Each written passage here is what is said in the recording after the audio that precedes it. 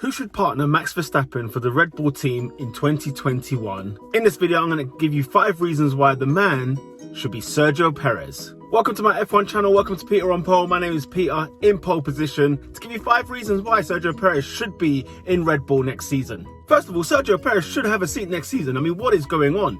F1 2021 with no Sergio Perez? That is ridiculous. How on earth can a man of his quality, a man of his stature, not have a car next season? Not have a seat, not have a driving seat next season in Formula One. That is incredible. It's actually criminal. Maybe there's something in the pipeline. God knows what's going to happen. But my goodness, Sergio Perez not having a seat. Of course, he's lost his seat for next season at Racing Point to Sebastian Vettel.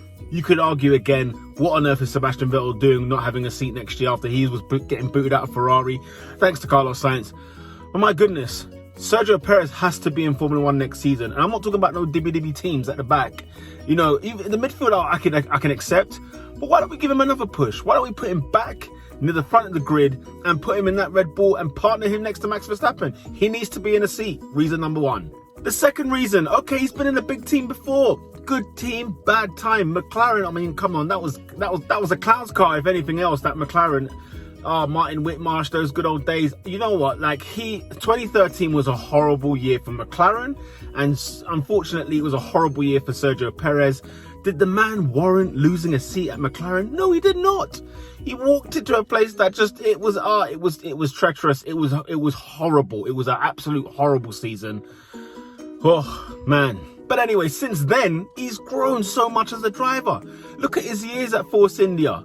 You know what I mean? Every single season at Force India and now at Racing Point, I sat there as a McLaren fan thinking, what were we doing? Why did we give up so early? I mean, we had some you know, big up Stoffel Van Dorn. You know, I got nothing against you. Kevin Magnussen, I ain't got nothing against you. Button, of course, Lewis, we had, you know, Alonso. I mean, the list goes on in terms of the type of drivers we've had to try and make something work. But I tell you what, man, the maturity of Checo has been nothing short of phenomenal. He deserves to be in a top seat right now, it's without question. Since he's left McLaren, I mean, the man's got raw pace. He always had raw pace even when he was in the Sauber. He's a fast, quick driver. It's no shadow of a doubt that is the case. But he's grown so much. I mean, the guy knows the car, he develops the car. Even right now in the Racing Point, the way he looks after tyres in that Racing Point, it's incredible. It's not something to just sort of, you know, look bad on. You know, it's something that's actually very key and very vital to a team, especially like Red Bull, who want to fight for the title. I think he's been a big help to that Racing Point being a competitive car. It's one thing to have raw pace, but it's another thing to just have the knowledge, to have the intelligence, to know the car, to feel the car, to develop the car. And I feel like, you know, since the Force India days and the Racing Point days, the man he's doing bits. And he's dealt with all kinds of drivers, Sergio Perez. Max Verstappen, obviously young driver, raw pace. I mean, the guy is a phenomenal F1 driver. But you've got somebody there who can also just, you know, imagine 2 drivers like that in your lineup. That is an intelligent lineup altogether. One's got the outstanding raw pace, but the other one's got, like, I don't know, it's just more the brain, the intelligence, like what he could probably make that second Red Bull car into. I mean, it could be amazing. We could be seeing him do better than Max Verstappen, as crazy as that sounds. He'll definitely do better than Bottas, let's put it that way. Alex Albon, come on, you ain't done nothing. But his wealth of experience is another reason why he should be in that Red Bull seat. That leads me on to number 3. I tell you what, mate, you need a teammate who's going to get you some good, solid points on the board.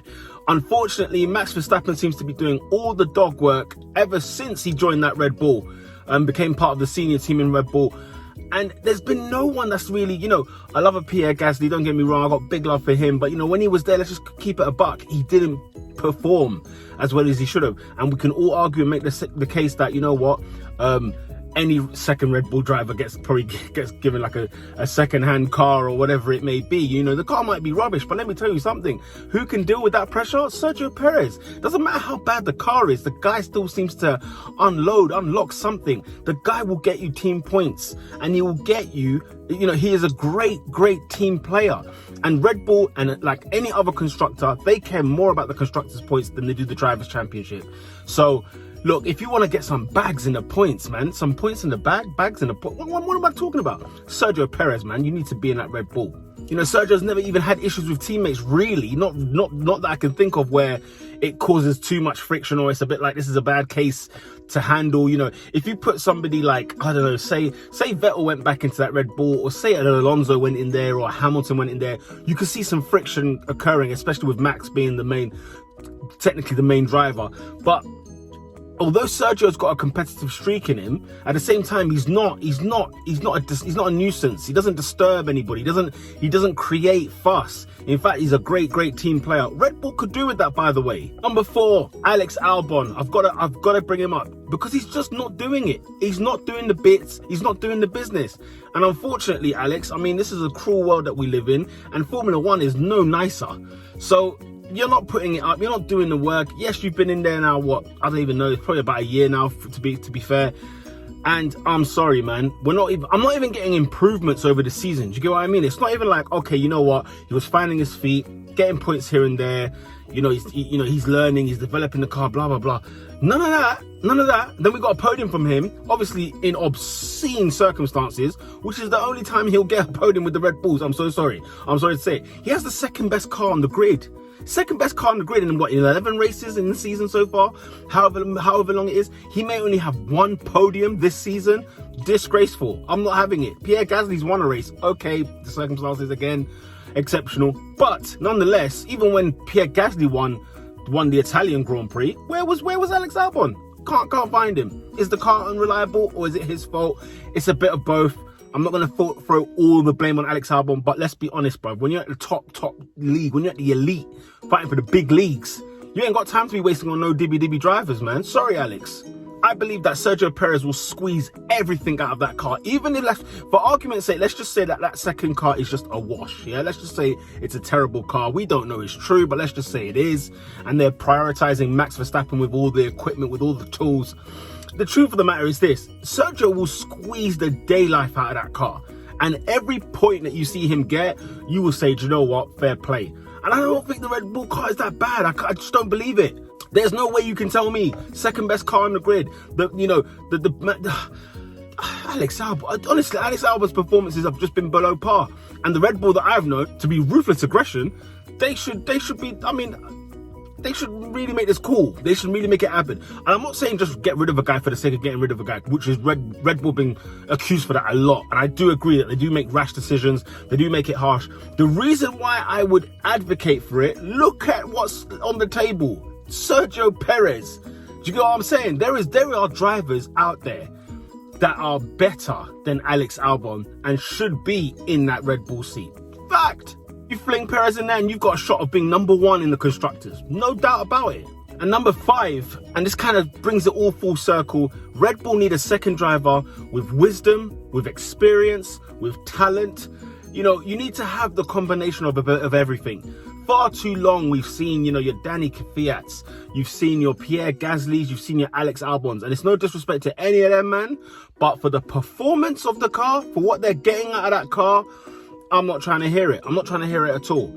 They should be finally, Red Bull should have won a constructors since the last time Vettel won a championship with them. They should have at least had one by now. Surely. It's not beyond, you know what I'm saying? It's not, like, when you watch their races, especially the way they deal with Max Verstappen, right? Some of the strategies they get is just spot on. The team is a great team. Red Bull is a fantastic team. It's perfectly conditioned to do some serious business. And I think too long now, we've done all the years. Do you know what I mean? What was Vettel's last title? Was it 2013 in that Red Bull? And what? They've not won a constructors since. Oh, I'm sick of it. Come on, you've got to move in with the times now before it's too late. Before somebody else comes around the corner. Aston Martin might be around the corner. Who knows? Who knows? It's been too long since Red Bull drivers not living up to the potential of that car. I'm tired of it. Only once have Red Bull had 2 drivers finish in the top 5 since 2014. Top 2 drivers in the top 5 once. That is not acceptable. That is not acceptable. And I feel like, I'm getting more annoyed as I'm thinking about this. It's without question, Red Bull need to just stop the mess before you become a Ferrari. Because if you want to become like a Ferrari, continue in the way you're going. But ladies and gentlemen, I have to say here and very, very clearly and very loud, Sergio Perez should be in a car next season, and it should be at Red Bull. And those are the 5 reasons why he should be in the Red Bull seat next season, F1 2021. Sergio Perez will be the only one that you would actually believe would win. They need another Ricardo Red Bull, and that man is Sergio Perez. You're not going to see a race win out of Kvyat. You weren't going to see a race win out of Gasly, and you're for damn sure not going to see a race win for Alex Albon in that Red Bull. Sergio Perez, it does not look too far-fetched, does it? Those were my 5 reasons why Sergio Perez should be in a Red Bull seat next season in the F1 2021 season. Let me know your thoughts. Let me know if you agree. Let me know if you disagree. Give me some reasons why you should be in there. Give me some reasons why you should not be in that car. I'd love to hear what you have to say about that. Comment down below. Make sure you hit the like button as well. Thank you for all the new subscribers as well. Plenty more content to come out. Even if it's not a race weekend, my friends, we still got content for your head top. With that said, ladies and gentlemen, lights out.